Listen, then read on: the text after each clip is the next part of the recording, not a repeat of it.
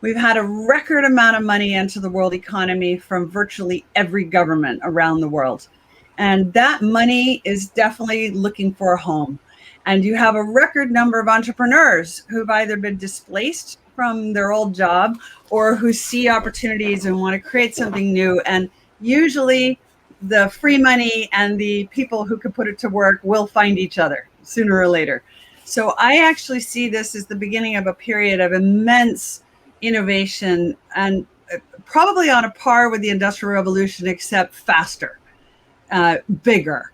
And so when it comes to the stock market, people are like, I can't believe it's so high. How can it be so high? The world economy is falling apart.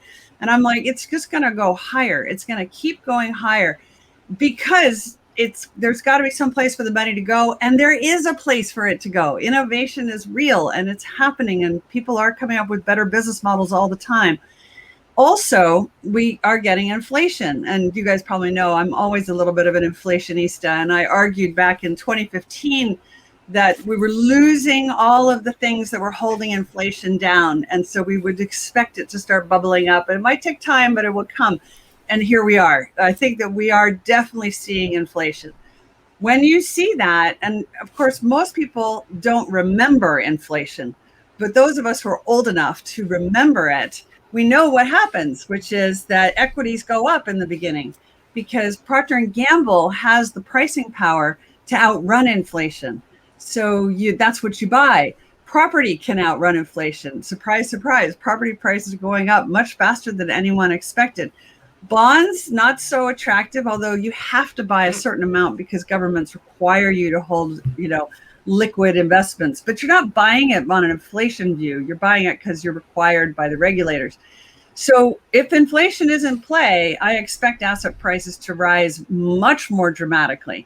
So I see some really significant upside, and most people are not prepared for that. They're all preparing for the, next Great Depression.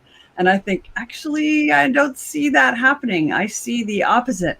But like I said, if you want to find the next Great Depression, there are plenty of examples that you can find, and then you can invest in that side of it.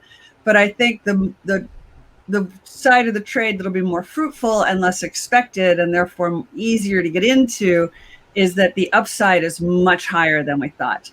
So let me add to that as well. Government defense spending is accelerating. And what is it going on? It's going on computers, supercomputers, quantum computers, data processing. That's the new space race. And I think the spinoffs from that for the private sector will be as large or larger and more impactful than the spinoffs from the NASA program in the 60s and the early 70s. So that's all investable as well. And again, the decentralization of power means more and more entrepreneurs are coming online. They're able to build.